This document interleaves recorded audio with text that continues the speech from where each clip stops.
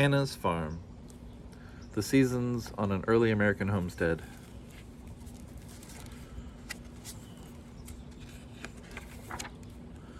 Morgan Farm nestles against Warner Mountain in the Berkshire Hills. In winter, snow covers the floor of the forest and fields. It covers Lake Buell Road, and it nearly covers the small barn next to the house where Big Dan the horse lives, and Bertha the cow makes milk, and where the chickens cackle and huddle close together for warmth.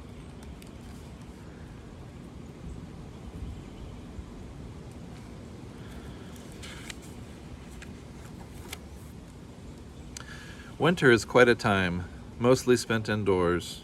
Winter is a quiet time, mostly spent indoors. In the kitchen, Mother Stone cooks Sunday dinner in the pot above the fire. Father Stone brings in wood from the shed and milk from Bertha. Grandpa Morgan sits in his rocking chair and tells the stories of his youth when he cleared the forest to build Morgan Farm. Grandma Morgan cleans the house, and keeps her eye on Grandpa, while little Tobias Stone plays on the kitchen floor. Hannah Stone looks out the frost-covered windows. How much longer will it be till spring comes, she asks.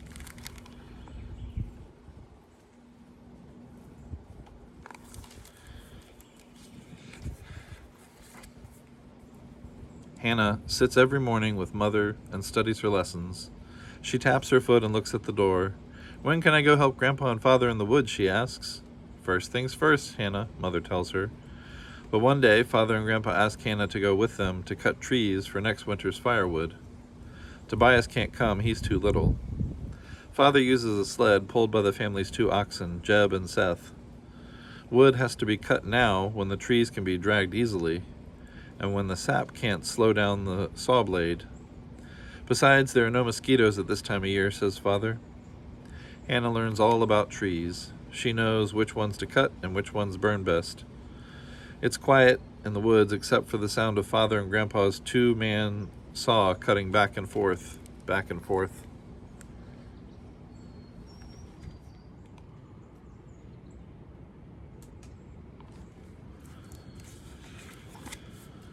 When early spring comes, Hannah helps Father and Grandpa tap sugar maple trees. The trees' sap dries slowly into the wooden buckets fastened to the trees. When they are nearly full, Hannah pours the sap into a much bigger bucket on the sled.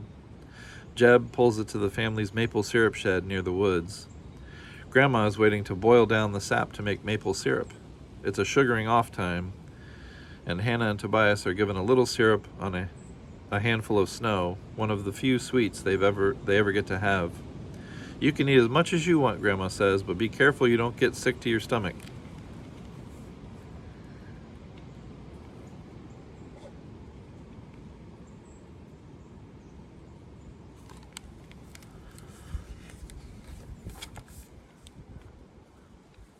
When it is warmer, the neighboring men arrive in their wagons. They all have sharp axes and saws.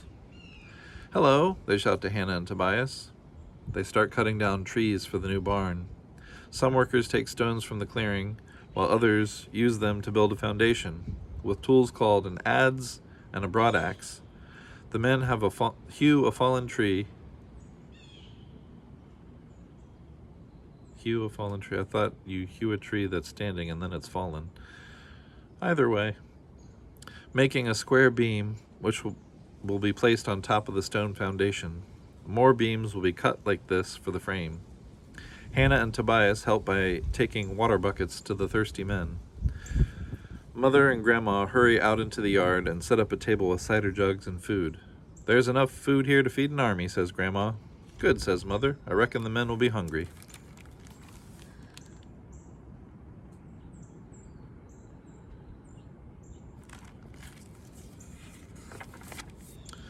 The men have come and gone for several days now. The barn's frame is up, and the men are going to split the rest of the trees into planks.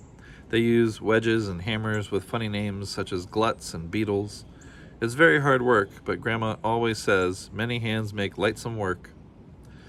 Once the planks have been cut, the neighbors leave, and Grandpa and Father do the rest of the work themselves. They nail the boards to the barn's frame. They know that fresh wood will shrink, but they don't worry because it will make cracks in the barn, which will help air circulate around the hay. Hannah loves the smell of the cut wood, and Tobias finds special hiding places in the barn. This barn is going to be a wonderful place to play on rainy days, Hannah tells her little brother. Tobias thinks so too.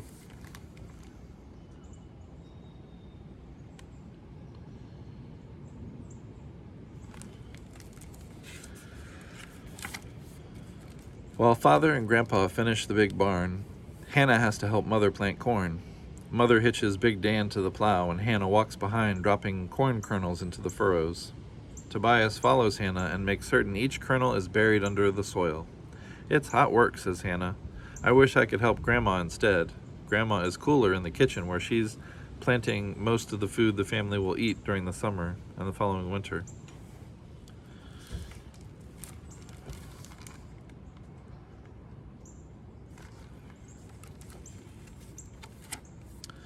By June, Grandma's garden is almost full grown, and the ryegrass in the hayfield is high. Father and Grandpa cut the grass with their scythes. Everybody in the family gathers it together in rows so that once it is dry, it can be pitched into the wagon. Hannah piles the hay as Father and Grandpa throw it up to her. Tobias sits up front with Grandma, who steers Big Dan. The hay will be stored in the new barn. Before the barn was built, Father stored it in a hole in the ground. The cows will have plenty of hay to eat next winter, Hannah tells everyone.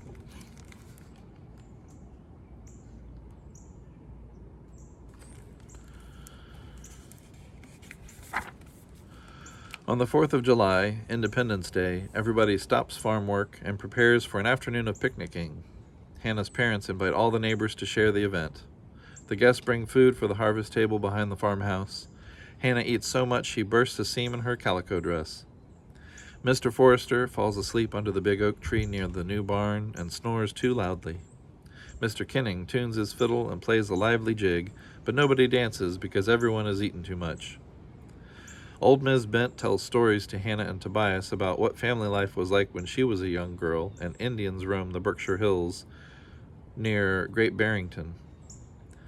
Mr. Van Fleet smokes his clay pipe and dreams about how many pigs he'll be taking to market this year. Listen, cries Tobias, I can hear bells ringing and cannon shots from town.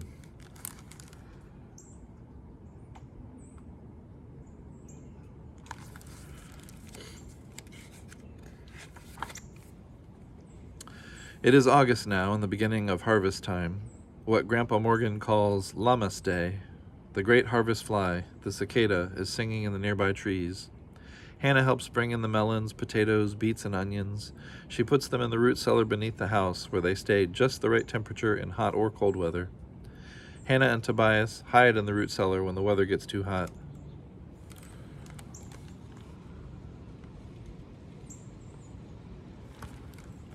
By autumn, the grain has been threshed, the hay is in the new barn, and the corn has been picked. Father has built a crib for storing the corn, which he will feed to his new pigs. Hannah's summer chores are over, but now it's time to pick apples and make apple cider.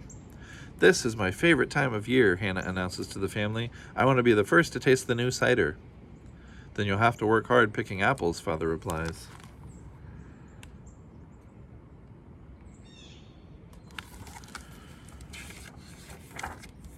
In October, Father comes home one day with Mr. Ogden.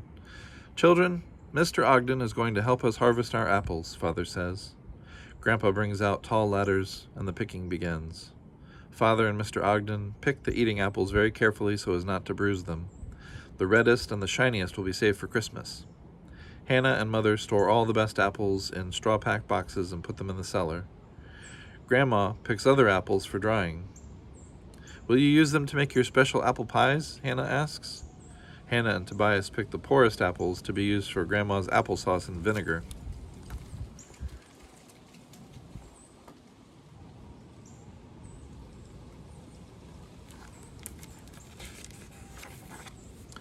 The days are growing shorter, and Hannah has to bundle up in her wool clothing to keep warm. New snow has fallen, but Father is glad because it's easier to travel in the family's horse-drawn sleigh. Grandma and Mother have hung many apple slices along the ceiling for drying. Hannah and Tobias have gathered nuts, and the root cellar is full. There are new cows in the barn, and they're making milk and eating the fresh hay from summer. Hannah looks forward to Christmas at Morgan Farm.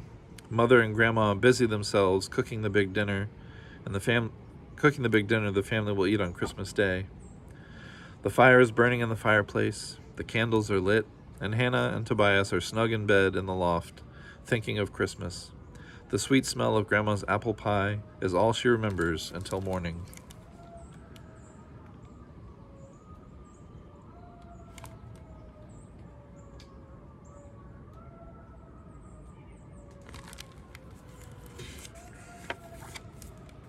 Christmas Day. Father and Grandpa have been up very early attending to farm chores. Mother and Grandma finish cooking the Christmas dinner. It will be the biggest dinner yet. Mr. Ogden and Mr. Van Fleet have been invited. Mr. Ogden is going to bring a fig layer cake. Hannah and Tobias see the Christmas tree on the table, reaching to the ceiling. The tree is a new addition to the Morgan Christmas. Grandma is skeptical. In my day, we left trees in the forest where they belong, she says as she bastes the Christmas goose.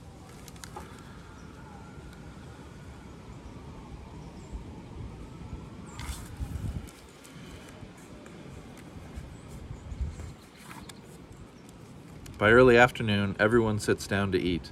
The table groans under the weight of food. There is roast goose and venison, baked squash, mashed turnips, carrots, parsley, onions, apple pie, mince pie, nuts, suet puddings, fruit drops, barley sugar rings, and apple cider. There is also Father's famous eggnog. Mr. Van Fleet surprises everyone by giving 2 small tin horns to Hannah and Tobias. You see, where I come from in Holland, Christmas gifts are given to all the little children, he explains. What a wonderful idea, says Hannah.